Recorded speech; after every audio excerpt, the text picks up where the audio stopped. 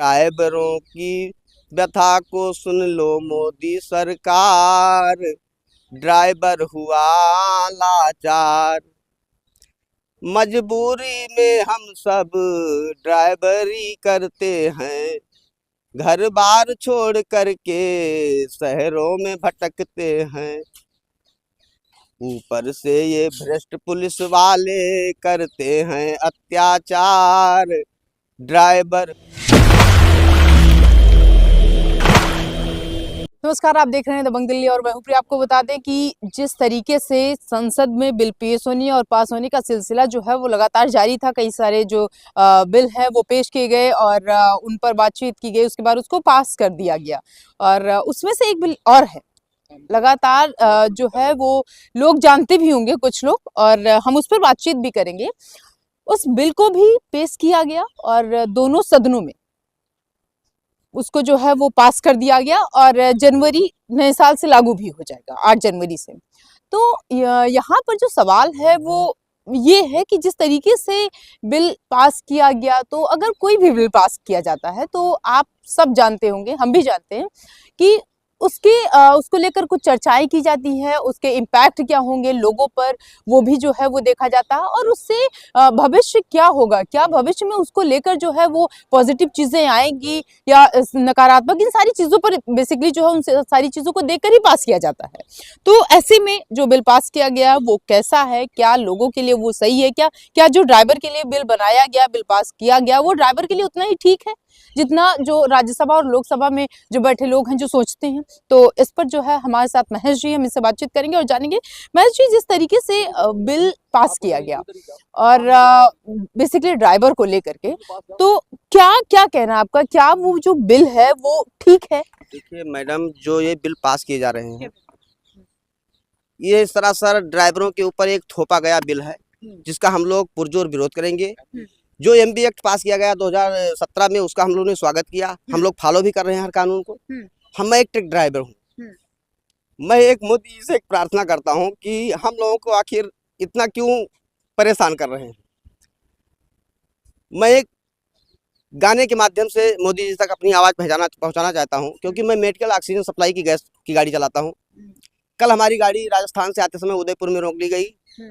उसमें कम से कम हमारे 80-70 सिलेंडर लोड थे, फिर भी हाहाकार मचा हुआ था, 4 घंटे जाम में फंसे हुए थे। फिर ड्राइवरों को मनाया हमने, जाम खुलवाया। तो मैं मोदी से एक प्रार्थना करता हूं कि इस कानून में कुछ संशोधन करें, जिससे हम ड्राइवरों को जीने का अधिकार मिले सम्मान सहित। तो हम ड्राइवरों की एक गीत के माध्यम से सुनाना चाहता हूं कि हम ड्राइवरों की व्यथा को सुन लो मोदी सरकार, अपाहिज हुआ ड्राइवर। हम ड्राइवरों की व्यथा को सुन लो मोदी सरकार, ड्राइवर हुआ लाचार। मजबूरी में हम सब ड्राइवरी करते हैं, घर बार छोड़ करके शहरों में भटकते हैं।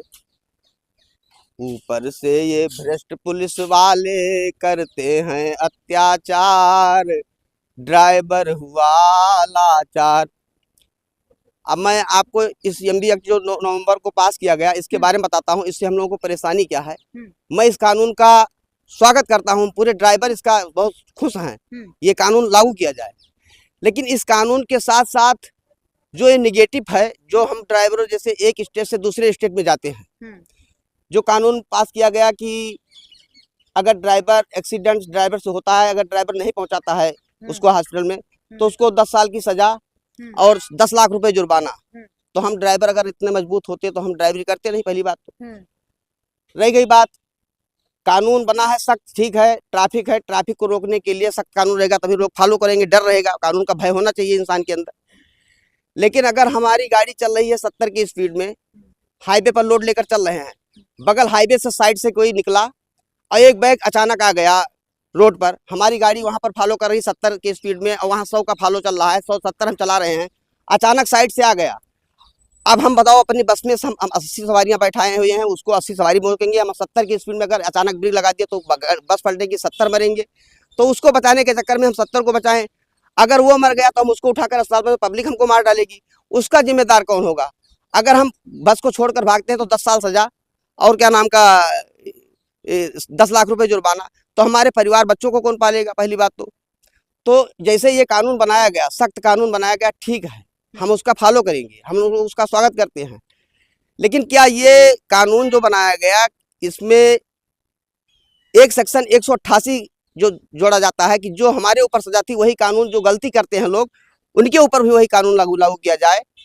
जैसे हमारी लोगों की मांग है कि हम से अगर अचानक एक्सीडेंट हुआ, पहली बात तो जानबूझ करके हम चीटी भी नहीं मार सकते हैं, क्योंकि हम लोग गरीब आदमी है, 500 की मजदूरी है हमारी। अगर किसी साइकिल वाले को टच हो गया तो पहले ही डरते हैं, सुबह स्टीयरिंग पर चढ़ते ही पाँव पकड़ते हैं भगवान विश्वकर्मा की कि हमसे एक चीटी न मरे। अगर स्टीयरिंग से उतरते समय भी पाँव पकड़ते हैं। हम लोग गरीब आदमी हैं, अचानक कोई आ गया तो अचानक में अगर हम उसको पब्लिक के बेस में अगर हम उसको उठा करके अस्पताल पहुंचाएंगे तो पब्लिक हमको मार डालेगी, और पब्लिक हाथ पैर तोड़ दिया तब तक पुलिस आएगी तब तक। तो इसलिए हम लोग भागते हैं। हम लोग इंसानियत है, जिसका बच्चा एक्सीडेंट हो गया उसको हम लोग पहुंचाते हैं।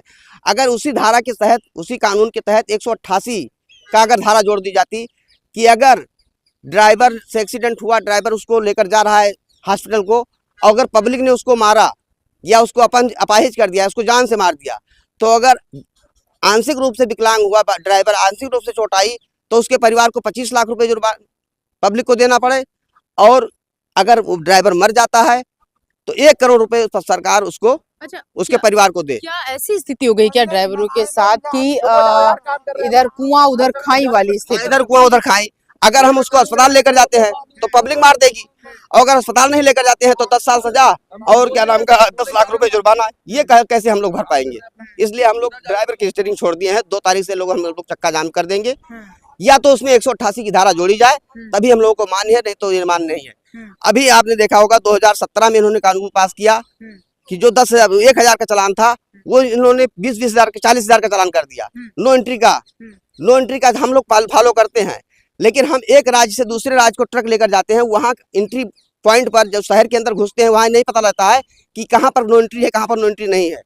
एंट्री पॉइंट पर कभी आज तक बोर्ड नहीं लगाया, 400 फॉलो। ये पुलिस का भ्रष्टाचार, पुलिस जो पहले 500 रुपए 100 रुपए लेती थी, नहीं लगा रही है क्या कि आएंगे तो हम चालान काटेंगे? हम लोगों को नहीं पता चलता है कि कहाँ पर नो एंट्री नहीं है। एंट्री पॉइंट पर घुसते हैं, वहाँ पूछते हैं लोगों से कि भाई नो एंट्री है कि नहीं है, वहाँ कोई बोर्ड नहीं लगा रहता। लोकल गाड़ियां रिश्वत लेकर चलवाते हैं पुलिस वाले, उन्हीं के पीछे हम लोग बाहर के स्टेट के नो एंट्री नहीं है, हम भी चले जाते हैं। दूसरे राज्य की पुलिस दूसरे राज्य का परिवहन वाहन का नंबर देख करके तुरंत कहते हैं भाई 40,000 का चालान है, तुरंत 2,000 हमको कंपनी फोन करना पड़ता है जी नो एंट्री गाड़ी फंस गई। मैनेजर गाली देता है, मालिक गाली देता है, 40,000 का चालान हो जाए तो हम सैलरी 2 महीना 4 महीना बैठ करके सैलरी कटाएं, उसके परिवार कैसे जी आएंगे? फिर उनको मजबूरी में 2,000 रुपये रिश्वत हमको देना पड़ता है। ये नो एंट्री का बोर्ड हर एंट्री पॉइंट पर लगाया जाए। और दूसरी मांग, जो इन्होंने कानून बनाया, इस कानून को फॉलो हम लोग तब करेंगे जो एक कंपनियों को एक अध्यादेश जारी करें कि दोनों साइड मिरर पर, जो कमर्शियल गाड़ियां साइड मिरर पर, सारी गाड़ियों के ऊपर, कमर्शियल गाड़ियों पर, सभी गाड़ियों पर साइड मिरर जो लगे हुए हैं, साइड शीशे पर सीसीटीवी कैमरे लगाए जाएं, और वो सीसीटीवी कैमरा उस अध्यादेश में पास किया जाए कि वो सीसीटीवी कैमरा के आधार पर हमारा एविडेंस पेश किया जाए कोर्ट के अंदर कि गलती किसकी थी।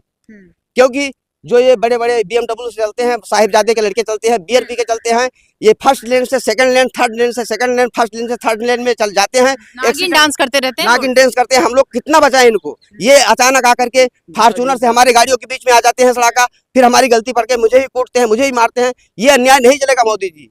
और एक कहावत कही गई है, मोदी जी को मैं सुनाना चाहता हूँ कि दुखिया को न सताइए, दुखिया देगा रोए, और जो दुखिया को मुखिया ने सुना तो तेरी गति का हो, तीनों भवन में नहीं जगह मिलेगी मोदी जी। हम लोग ड्राइवर 17 करोड़ हैं, और एक ड्राइवर के पास कम से कम 5 वोट है उसके परिवार का।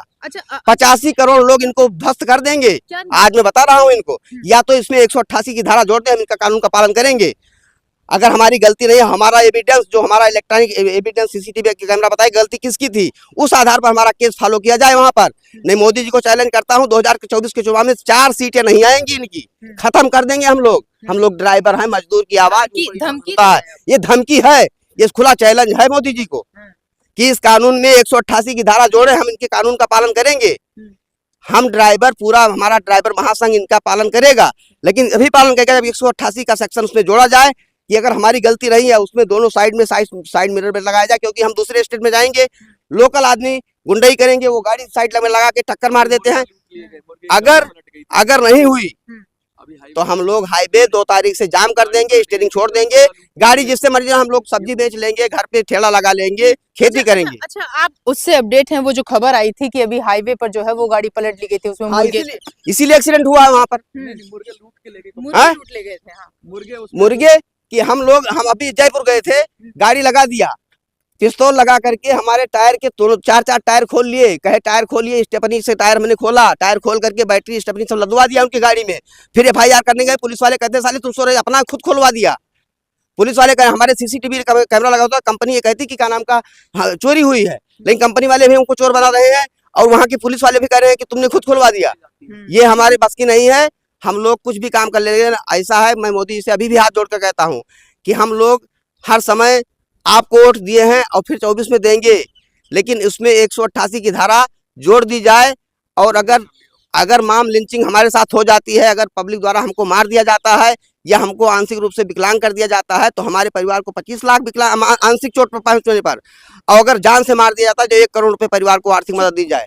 अन्यथा हम लोग चक्का जाम 2 तारीख से रहेंगे, और जो संकट देश के ऊपर आएगा उसके लिए मोदी सरकार जिम्मेदार होगी। अक्सर ये देखा जाता है, कभी भी आप देखिए एक्सीडेंट होता है तो जो ड्राइवर है वो अपनी जान बचा के भागता है।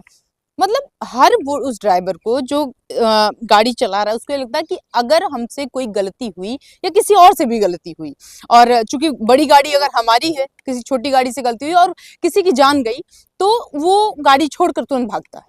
ये अक्सर जो है वो देखा जाता है, और सबसे पहले अगर नहीं भी भागता तो लोग उसी को पकड़ते हैं, और कई बार ऐसा हुआ है कि ड्राइवर को जान से मार देते हैं। अब यहाँ पर सरकार जो नियम कानून बना रही है, तो क्या वो एक तरफा सोचकर बना रही है? क्या वो जो है ड्राइवर की पक्ष ले रही है, लोगों को नहीं पूछ रही, या क्या है? मतलब ये समझ में नहीं आता है, क्योंकि जब भी बिल कोई पास होता है तो उसमें चारों तरफ की चीज़ों को देखा जाता है, उस पर जो है वो विचार किया जाता है, उसके बाद उस बिल को पास किया जाता है। तो ये जो बिल पास हुआ है, क्या ये ऐसे ही पास हो गया है, या आप लिखिएगा और बताइएगा।